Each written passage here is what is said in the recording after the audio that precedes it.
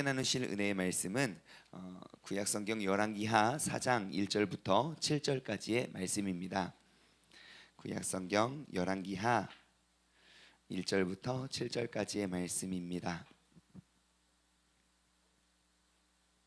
구약성경 열왕기하 4장 1절부터 7절까지의 말씀, 우리 한 절 한 절, 오늘 재미있는 본문 말씀입니다. 한 절 한 절 우리 교독하도록 하겠습니다. 선지자의 제자들의 아내 중에 한 여인이 엘리사에게 부르짖어 이르되, 당신의 종 나의 남편이 이미 죽었는데 당신의 종이 여호와를 경외한 줄을 당신이 아시는 바이니 이제 빚 준 사람이 와서 나의 두 아이를 데려다가 그의 종으로 삼고자 하였나니 그에게 이르되, 내가 너를 위하여 어떻게 하랴? 내 집에 무엇이 있는지 내게 말하라. 그가 이르되, 계집종이 그 집에 있는 게 없다 하니, 이르되 너는 밖에 나가서 모든 이웃에게 그릇을 빌리라. 빈 그릇을 빌리되 조금 빌리지 말고 너는 내 두 아들과 함께 들어가서 문을 닫고 그 모든 그릇에 기름을 부어 차는 대로 옮겨 놓으라 하니라. 여인이 물러가서 그의 두 아들과 함께 문을 닫은 후에 그들은 그 그릇을 그에게로 가져오고 그는 부었더니 그릇에 다 찬지라. 여인이 가이되 또 그릇을 내게 가져오라 하지. 이들이 이르되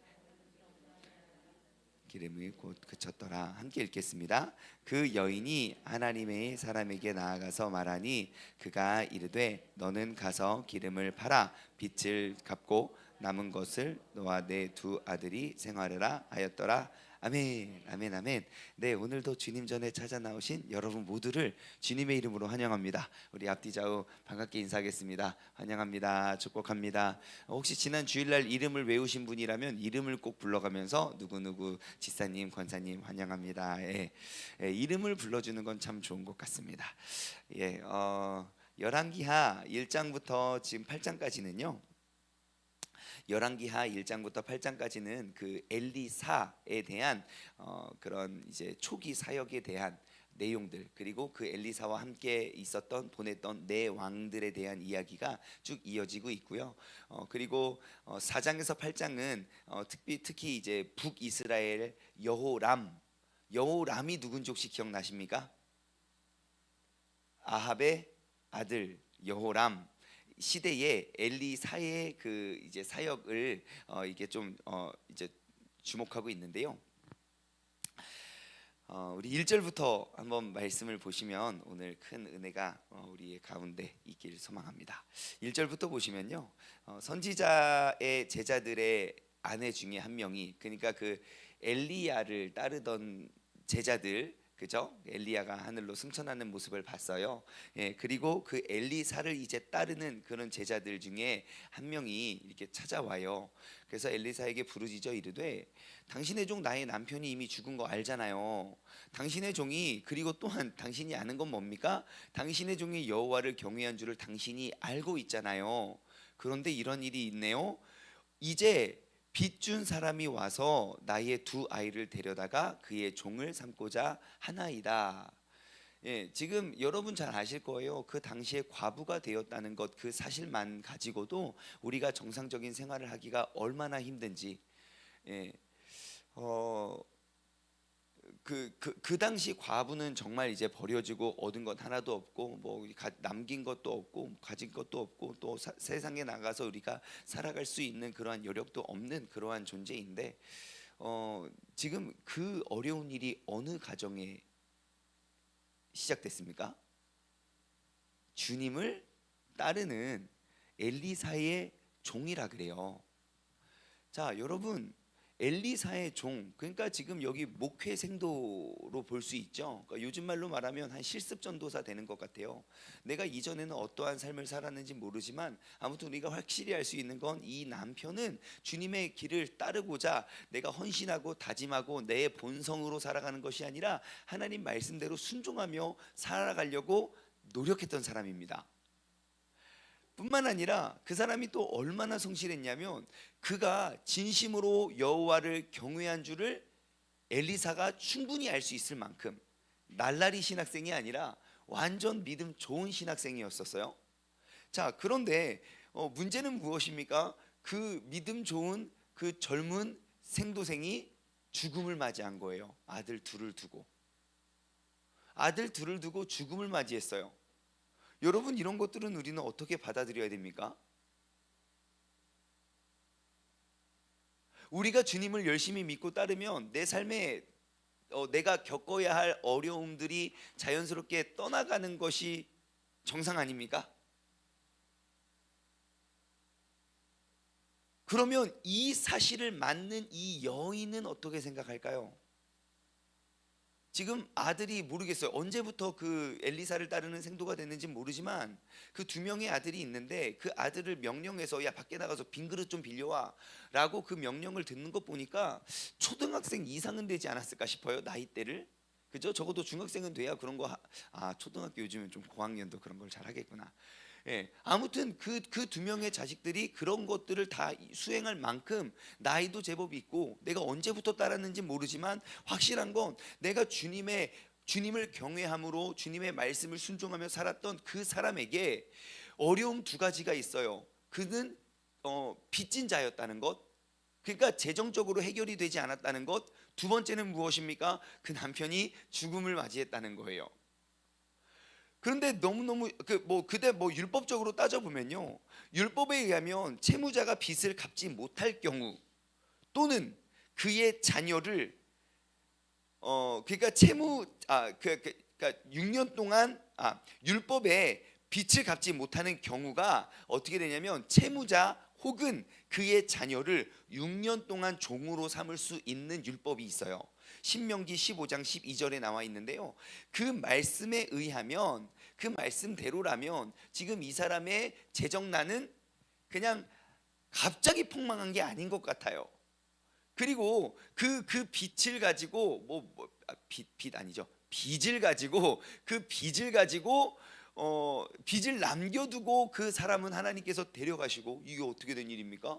예, 그리고 남겨진 아내와 자녀에게 또 두 명의 자녀까지 빼앗기게 되는 실정이에요. 근데 우리가 여기서 얻을 수 있는 지혜는 뭐냐면, 첫 번째, 여러분, 내가 새벽 예배 나온다고 모든 근심과 어려움이 사라락 사라지지 않을 수도 있다는 겁니다. 물론 우리의 이 자리는 아니지만, 물론 우리의 신앙의 모습은 새벽 예배를 언제 나가기 시작하느냐라는 것부터 봐야 돼요. 예, 새벽 예배를 하나도 안 하시다가 갑자기 막 와서 눈물을 뚝뚝 흘리면서 막 기도를 막 한다면 분명히 무슨 일이 있지 않을까 우리는 싶은 마음이 없지 않아 있지만, 그래도 이 자리는 아무도 없어요. 제가 보니까 이런 일이 있거나 저런 일이 있거나 항상 이 자리를 지키시는 분들이에요. 그러니까 여러분들이 진짜 대단하고 훌륭한 거예요. 아무튼 지금 그러한 내가 열심히 믿음 생활을 한다 하더라도 하나님의 마음, 하나님의 계산, 하나님의 뜻 안에는 정말 모든 어려움과 근심과 걱정이 싹 사라지는 것이 우리의 신앙생활이 아님을 기억하시기 바랍니다. 그럼 왜 이렇게 어려움을 나에게 주신대요? 그 어려움을 통해서 일하시는 하나님의 영광을 볼 줄 알아야 돼요. 하나님이 우리에게 어려움을 주시는 게 아니고요, 그 어려움을 통한 나의 믿음을 테스트하십니다. 점검하세요. 아마 이 가정도 마찬가지입니다. 다른 주님을 따르는 생도생 가운데 돈이 없는 사람만 있었겠습니까? 빚진 자들만 있었겠습니까? 잘 사는 사람, 자녀가 잘 크는 사람도 있었을 거예요. 하지만 그들이 누릴 수 없는 특별한 은혜와 그 기적을 경험하는 믿음의 주인공이 되잖아요. 다른 생도들에 대한 기록은 어디에도 없어요. 하지만 이에게는 있잖아요.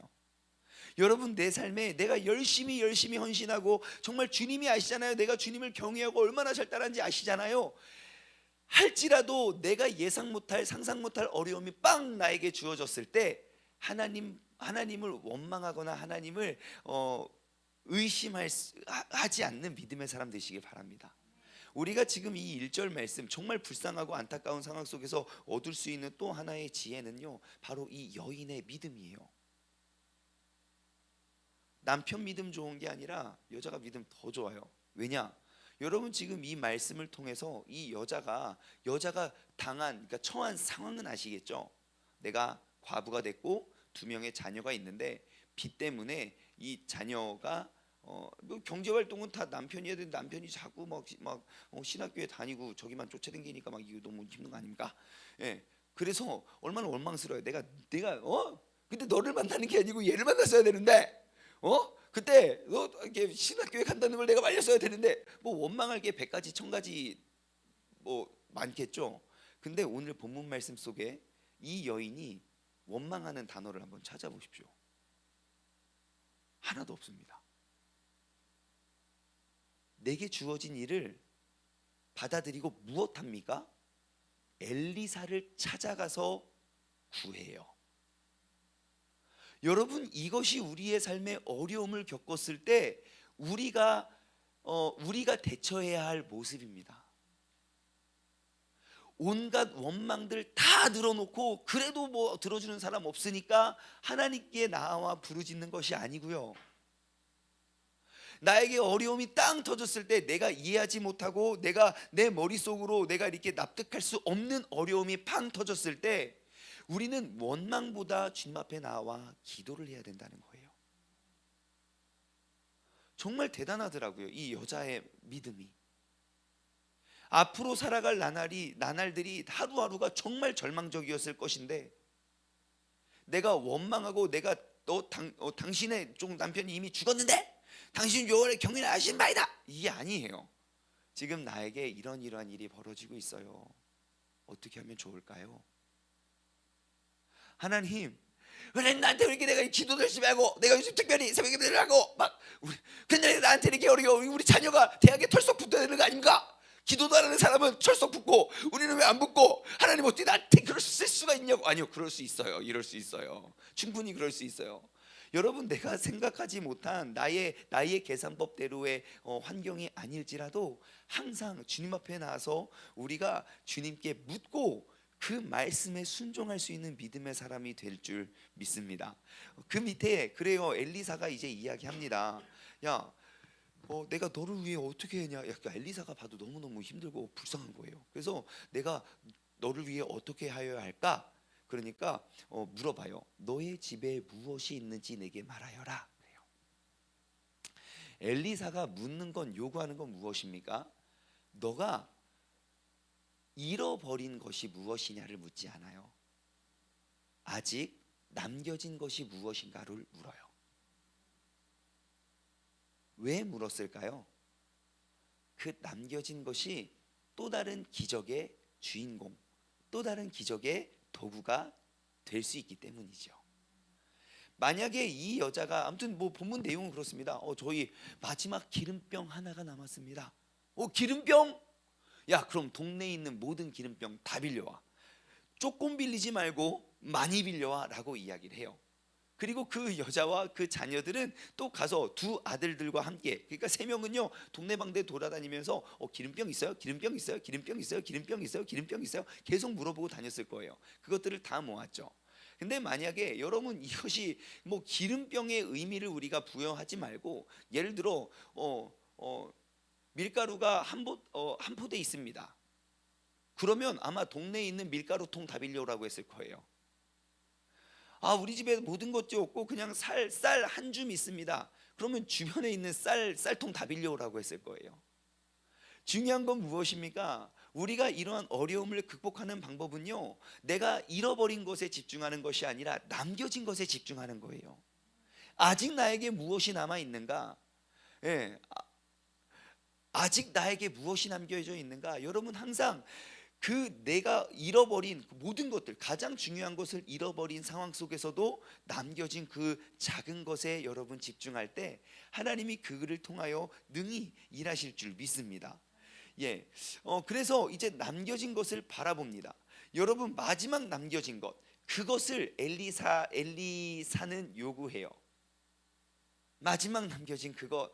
이 여인이 그거 달라고 하는 거 아니야? 왜 옛날에 엘리야 때 또 그거 있잖아요. 야, 나 배고파 죽을 것 같은데, 야, 마지막 남은 그 쌀하고 그 떡하고 그 떡하고 그거 나한테 좀 갖고 와. 어떻게 이런 거를, 그거 아껴뒀으면 그거 그 사람들 굶어 죽었습니다. 특히 나하고 내 사르밧 과부가 이거 먹고 죽으려고 하는 그 마지막 남겨진 것, 그것을 요구하는데, 듣자 하니 이거 나 기름병 하나 있는데. 우리는 보통 그 귀한 거 숨겨두고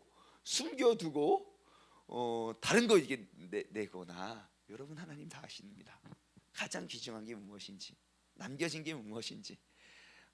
아마 이 여인, 뭐 이 당시 기름이 이제 고가의 것이니까 그 귀한 것을 여기서 낸 거겠지만, 아마 이렇게 기름병이 점점 찰 때 아마 계속 그런 생각했을 수도 있어요. 이거 성경적이진 않지만, 제가 다른 건 없고 남은 돈이 조금 있는데 그죠? 우리의 욕심은 끝이 없죠. 아니요, 절대 그래서는 안 되고, 지금 이 여인이 마지막 남겨진 그것을 내가 움켜쥐지 않고 내요.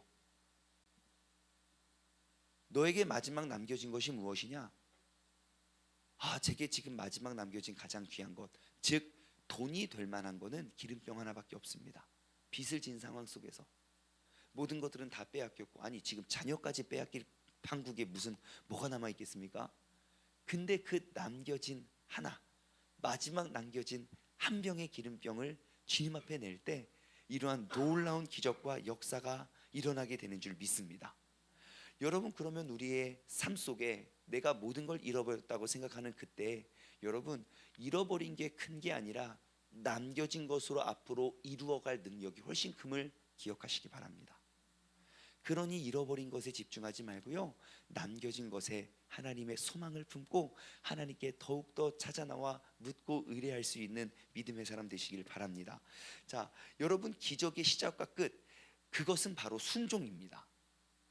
그래서 지금 엘리사가 이야기를 해요. 야, 그러면 너 나가가지고 기름병 다 빌려와. 동네 조금 빌리지 말고 다 빌려와. 동네 사람들 다 해서 다 빌려와. 그리고 문을 닫은 다음에 야, 거기서 몰래 너희가 기름병에 쫙 그 기름을 부어. 지금 내가 빚쟁이에 쫓겨가지고 도망가고 있는 판국에 지금 뭘 요구합니까? 예, 가서 뭐 기름을 막 뭐 갖다 주던지 사주던지 뭐 그런 거 아니에요. 왜 자꾸 이런 걸 시켜요? 왜 자꾸 나한테 이런 걸 요구해요? 라고 하는 것들만 우리에게 이야기를 하고 있어요. 그런데요, 하나님이 행하시는 그런 모든 기적의 시작과 끝은 다 순종에 있어요. 엘리사의 모든 요구에 이 여인과 두 명의 아들은요, 왜요? 라고 한 번도 되묻지 않아요. 이거 이렇게 하세요. 네. 저거 저렇게 하세요. 네. 그 주의 종의 요구에 한마디의 토를 달지 않고요, 그냥 순종해요. 그리고 났더니 주님의 일하심을 바라보게 되는 거예요. 여러분, 우리의 마음속에, 우리의 의식 속에는 항상 의사에 대한 그런 절대적인 신뢰가 있습니다. 실제로 이제 그런 실험을 했어요. 진짜 이제 큰 병원에 의사를 두고 이제 환자들이 주르륵 줄을 서잖아요. 환자들에게 진짜 말도 안 되는 것을 요구해봤거든요. 예. 그러니까 뭐 예를 들어 배가 아픈 사람에게 그 배가 아픈 요인은 뭐 위로부터 내려오는 뭐 혈의 뭐의 문제로 인해서 발생된 것으로 내가 보여지니까 손을 들고 겨드랑이를 한번 쳐보세요. 막 그러면 막 손을 들고 겨드랑이를 치고 진짜 배가 낫는 것 같아요. 사람들 그런다니까요. 예. 그러니까 의사에 대한 그러한 신뢰, 그러한 믿음이 너무 큰 거예요. 다시 말해 이 여인에게 있어서 엘리사는 바로 그러한 존재였어요. 내 남편을 당신한테 보내서 우리 집안에 이렇게 어려운 일들이 막 시작되는 거잖아요. 충분히 원망할 수 있고, 충분히 손가락질할 수 있고, 충분히 욕할 수 있거든요. 당신만 아니었다면 우리 남편이 이러지 않고, 당신만 아니었다면 우리 가정이 이렇게 되지 않을 수도 있어요. 하지만 그녀가 남겨졌던 건 순종이에요. 내가 이렇게 어려운 상황까지 왔는데 내가 무엇을 할 수 있습니까? 무엇이 있느냐? 기름병 있습니다. 그래? 그럼 기름병 다 빌려와. 왜요? 싫은데요?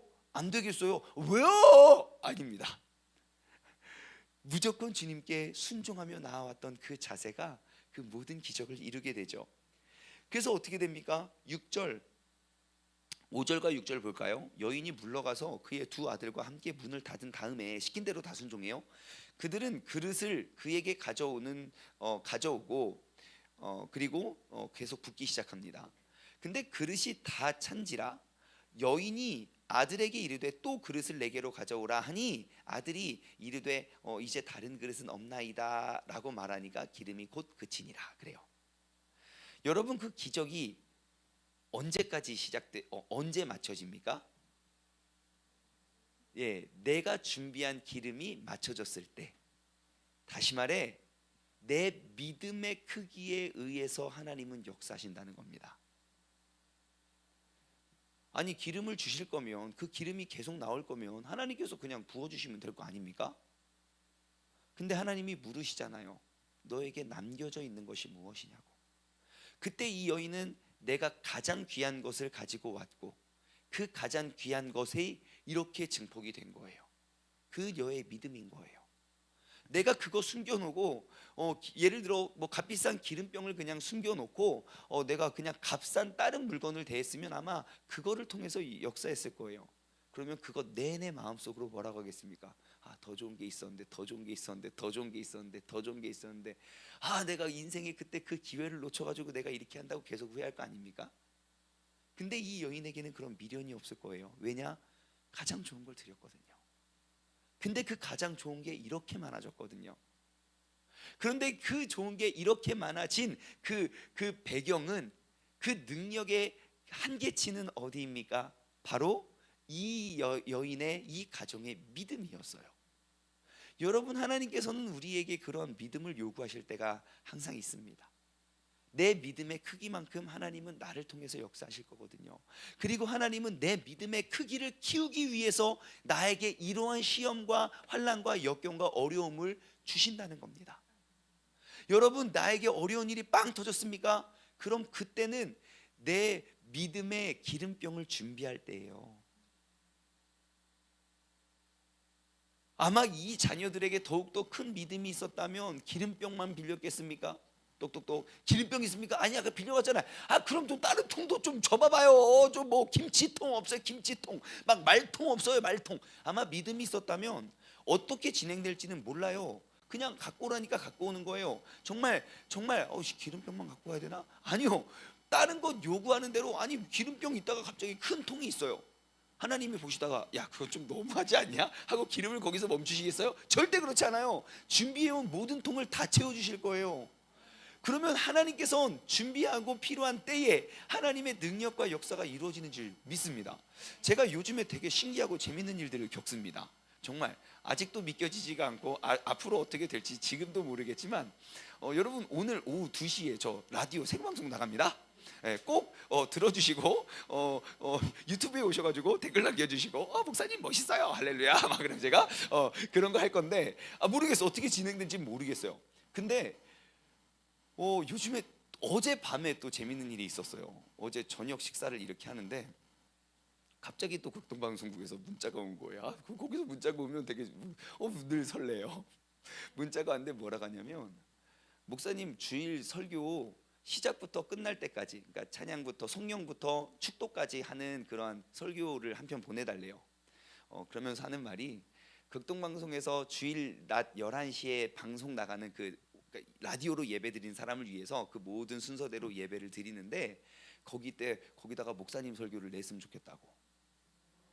아니, 신기하지 않습니까?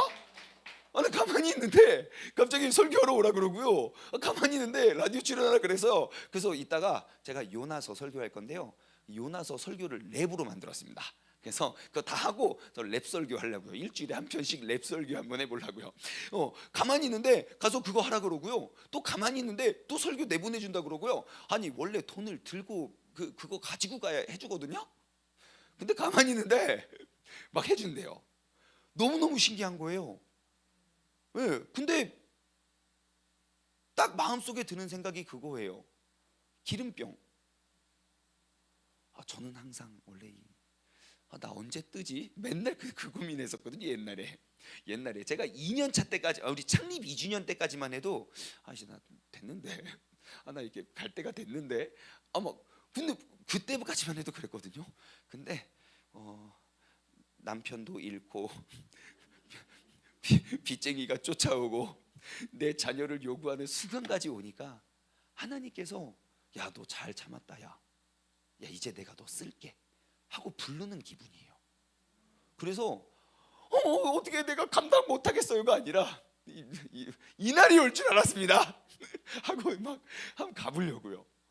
예, 여러분 항상 우리의 삶 속에 어려운 일이, 환난이, 하나님의 시험이 오잖아요. 그러면 그때는 내 기름병을 더 많이 준비할 때입니다. 기대하세요. 하나님 도대체 나에게 얼마나 큰 은혜를 부어주시려고 나에게 이렇게 많은 기름병을 준비하게 하십니까? 하면서 남겨진 것을 바라보며 주님 앞에 원망이 아닌 물음을 통해서 정말 모든 환난과 모든 역경을 믿음으로 승리할 수 있는 믿음의 사람 되시길 주님의 이름으로 소망합니다. 이러한 믿음을 가진 자를 누가 넘어뜨리겠습니까?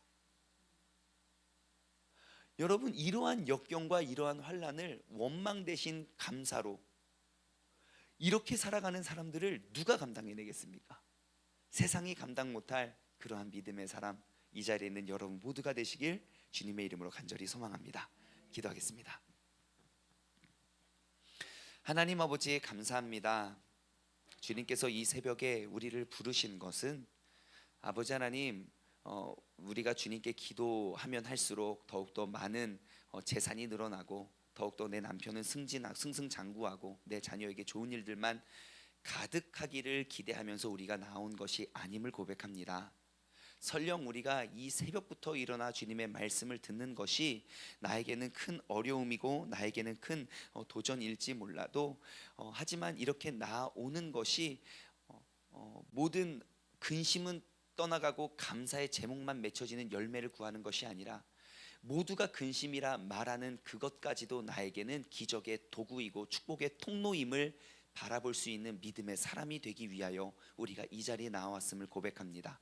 하나님, 때로는 내가 신앙생활하면서 때로는 내가 주님께 더욱더 헌신하고 더욱더 열심히 나아가려 할 때 더욱더 억울한 일, 더욱더 힘든 일들이 나를 둘러쌀 때가 있습니다. 그때 내가 주님을 원망하는 사람이 아니라 그때일수록 내가 더욱더 주님 앞에 감사하며 주님 앞에 나와 그 하나님의 뜻을 묻고 하나님께서 내게 오늘 매일매일 큐티로 주시는 말씀에 내가 묻고 따지지 않고 순종하며 나아감으로 하나님께서 내 믿음의 크기, 내 믿음의 분량대로 부어주시는 그 넘치는 은혜를 우리가 누리며 살아갈 수 있는 믿음의 사람이 바로 이 자리에 있는 우리 모두가 되게 하여 주옵소서. 하나님, 우리 세종중문교회 앞으로 우리 교회를 통하여 행하실 그 일들이 무엇인지 우리는 알지 못하지만 아버지, 지난 3년 동안 이 지하 벙커에서 우리에게 기독케 하시고 준비케 하시고 그 빈 기름병을 또 준비케 하여 주신 주님의 은혜에 감사를 드립니다. 아버지 하나님께서 일하시고자 하실 때 그 능력을 행하시고자 하실 때 우리가 믿음이 적어 준비되지 못해 우리가 감당할 수 없는 주님의 은혜 기적을 누리지 못하는 미련한 사람이 되지 아니하고 우리가 지금 더욱더 많은 기름병을 준비하여 더욱더 귀한 사명, 더욱더 귀한 주님의 뜻 이루어갈 수 있는 믿음의 공동체 되게 하여 주옵소서. 감사드리오며 이 모든 말씀 살아계신 예수 그리스도의 이름으로 기도드리옵나이다. 아멘.